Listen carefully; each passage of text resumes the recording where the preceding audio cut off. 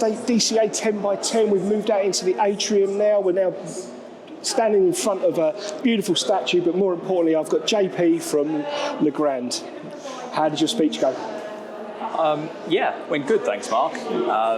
Interesting to hear that what I came to tell people about, everybody else is bringing a completely different perspective, but ultimately we're all talking about the same thing. How do we adapt to the unknown with the high demand for power at the cabinet, with the whole world changing, wanting to access data faster, work from home, has driven that demand.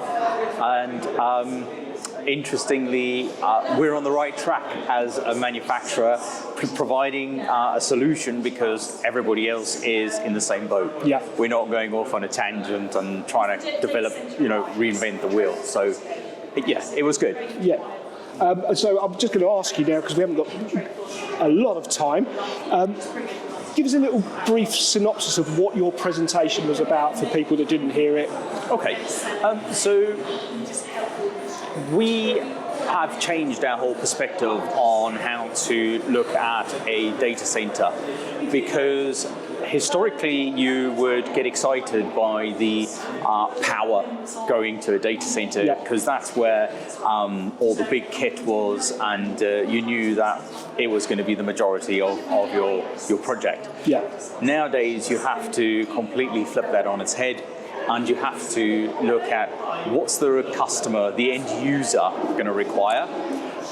We know that these chip manufacturers are in their own battle against each other, want to develop a faster processing chip, and it's how we can provide power and cooling for those requirements. But what the more interesting fact is the new players coming into the market. So traditionally you always had these big hyperscalers, the big well-known names that were building these big DCs. They seem to have put the pause on their program a little bit, because large hyperscale is still happening, but it's building at scale is not the answer. Right. They need to be adaptable to what these chip manufacturers are going at, which is X amount today and Y tomorrow. Yeah. And Y is not the end.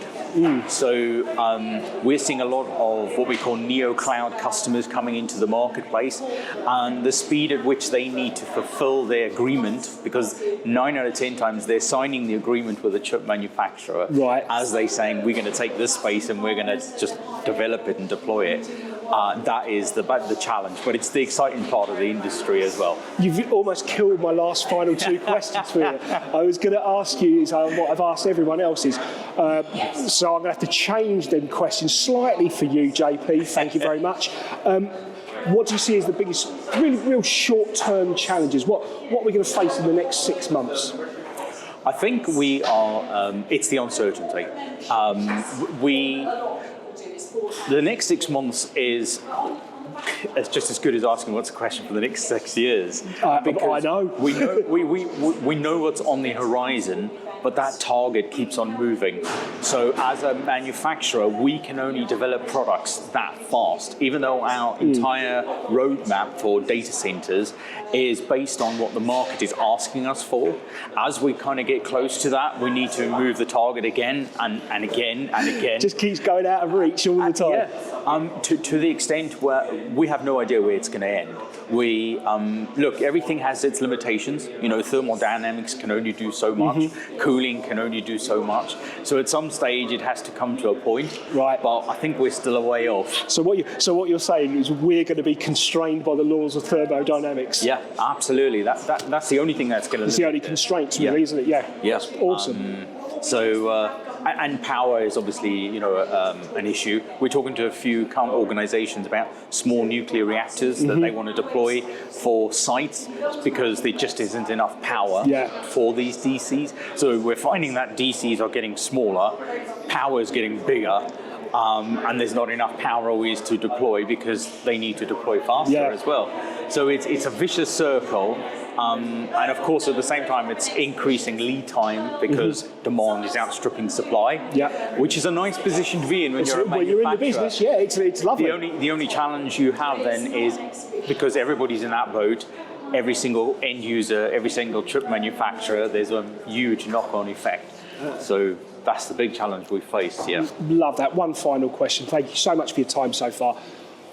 In the next, what excites you over the next 6 months? What you work in the industry, Yeah. what gets you out of bed and going, you know what, this excites me, I'm doing this? No projects to say.